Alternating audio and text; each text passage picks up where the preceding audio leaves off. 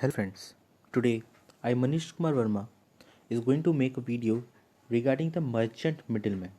This is the important topics in marketing subject. So the merchant middlemen are of two types, wholesaler and retailers. You both have the both name which is presented in front of you have been heard by you somewhere in your studies. So first is wholesaler, second is retailer. Now I am going to give you short glimpse that what are these kind of things. They are the ones who take the title of the goods, or we can say who take the ownership of the goods and channelize the goods from the previous channels and channelize the goods from the previous channel steps to the next channel in the pipeline. They buy and sell the goods by taking the position of the goods, bear the risk, and earn the profit for putting their efforts. What are the risks? What are the risks which is being bared by them? First is capital lock. Second is theft, damage, or spoil of goods. And the third is if the goods are perishable in nature. So they need to safeguard the goods. They are broadly classified into two parts. The merchant middlemen are broadly classified into two parts. First is wholesaler and second is retailer. So in this video I am going to discuss about wholesaler, and in my next video I am going to discuss about retailers. So wholesaler. Wholesaler sells the goods to the retailer and other merchants, but they do not sell goods to the ultimate consumer. The person who sells the goods to the ultimate consumer are the retailer, and the retailer gets the goods from these wholesaler. So wholesaler sells the goods to retailer and other merchants, but they do not sell goods to the ultimate consumer, means they do not interact with the ultimate consumer. Now what are the functions of the wholesaler? First is assembling of goods. They collect the goods from various manufacturers and assemble themselves at their place and then start distributing to retailers. Next is distributions of goods. Distributions of goods means distribution of goods to the retailer, to the several retailers around the various areas. Next is financing. Financing means wholesaler also do financing also to their uh, retailers, because sometimes retailer do not able to pay the full amount to the wholesaler, so they says okay, take the good, sell them, after that only payment will be done. So this is a kind of a financing also. Next is bearing risk. Bearing risk means if the wholesaler collects a large amount of stock, but he suppose that if he not be able to sell those stock, then it will be kind of an bearing risk. Next is grading. Wholesaler appoint the person who has good knowledge of this grading. So wholesaler appoint the person who has good knowledge of grading. Sometimes wholesaler also be appointed to grade the particular goods. So it is the function of wholesaler to grade the particular goods because he has knowledge of doing the grading process. Next is storing, because they store goods in their warehouses. Lots of wholesaler, because they purchase the goods in bulk, so they need to store those goods. So storing is also the function of wholesaler. Next is providing information, means by the help of questionnaire, doing the research, these type of things done by the wholesaler also through their medium. Next is transport. Transport means wholesaler also um, sends their goods from themselves to several people through the medium of transport. They give the service of transportation. So wholesaler has functions to do this servicing, to give this service of transport to the various retailers. Next is price stability. They have the functions, they having the functions of price stability as well, because they are having a large stock of goods. So to stable the prices, they are in position to control the supply and demand of the goods. So if the supply and demand are controlled by the wholesaler, then price will be automatically be controlled by the wholesaler. So price stability is under the control of wholesaler also. Next is wholesaling and middleman. In this, first is wholesaler as a trade middleman. How can we say that the wholesaler as a trade middleman? If we relate both of them, trade middleman and wholesaler, then what kind of things is going to be come arise in front of us? So here they take commissions, and here the most important thing is ownership gets transferred. That's why wholesaler acts as a trade middleman also, because ownership are getting transferred. Second is wholesaler as agent middleman. Here no transfer of ownership is there. Just a wholesaler collects and sell the goods.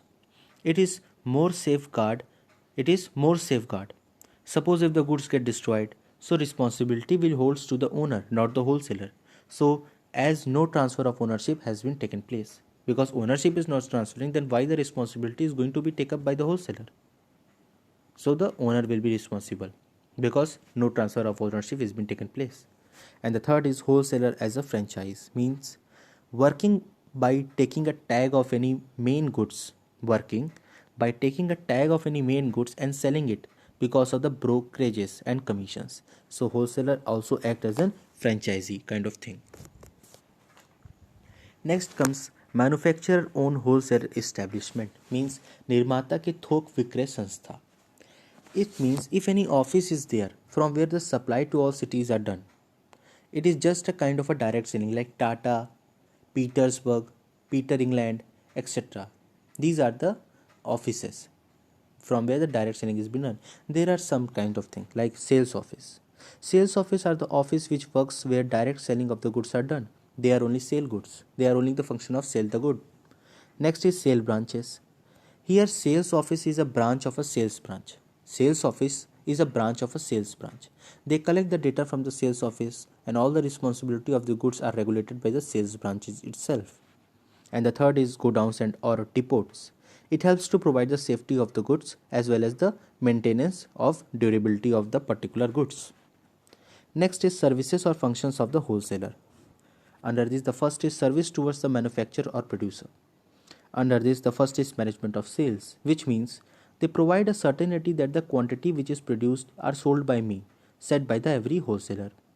Second, reduction in credit risk, means it provides the credit facility also. So these are the services towards the manufacturer which is given by the wholesaler. Third is less stock. They also tells how much stock should be produced.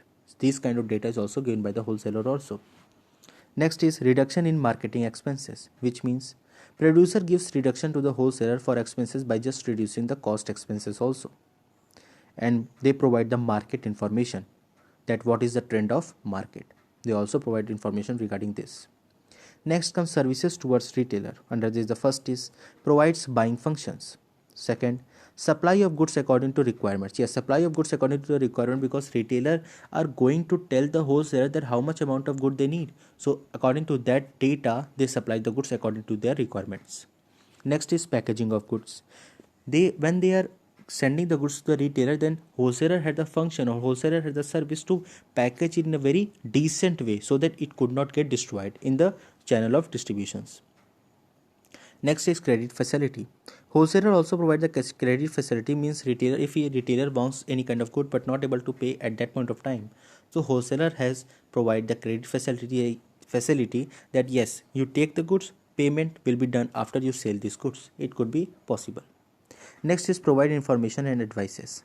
Wholesaler also provide information and advices regarding the particular goods, that how to make it safe, how to keep it in a safe condition. So these kind of information also provide the wholesaler, because wholesaler has kept the goods from the since the long very time. So he has experience that how to safeguard the goods in a proper way. So he can give the advice to the retailers also.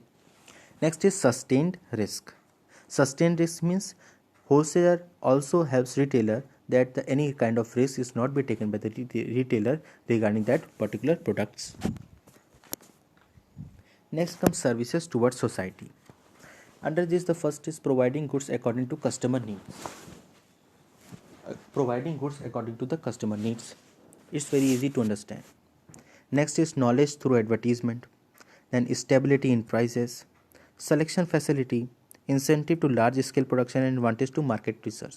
These are the services which has been provided by the wholesaler towards society. Now comes what are the reason for eliminations of wholesaler. Under this, the first is failure to perform storage function. This first.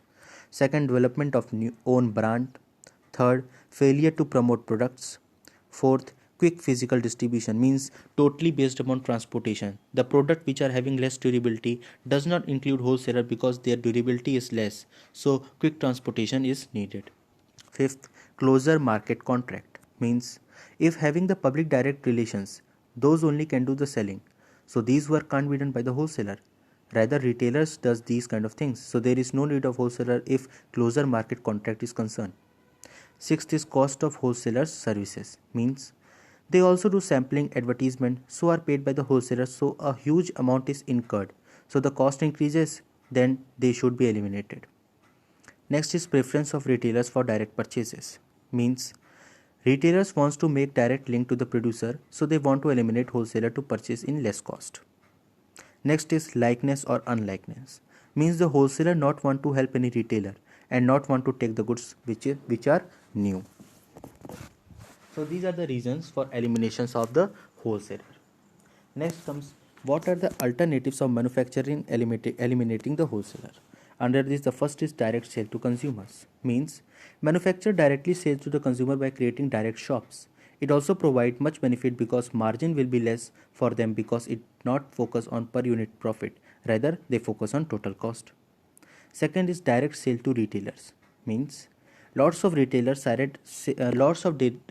sales directly to the customer with lots of variety, but wholesaler doesn't have lots of variety, so no direct interaction with the wholesaler, but it is there with retailers. And the third, which is last, is sale through sales office and officers. Some product directly purchased from agencies. Company establish their own agency and recruit sales officer. They also do selling, so these kinds of selling is also called direct sales. So this is the full topic of wholesaler. Thank you for listening me, and in the next video I will talk about the second part of this video, in which I will discuss about the retailer, who are the second merchant middleman. Till the time, do like, share, subscribe my channel Manish Kumar Verma Important Topics to get all the information regarding BCom. Thank you.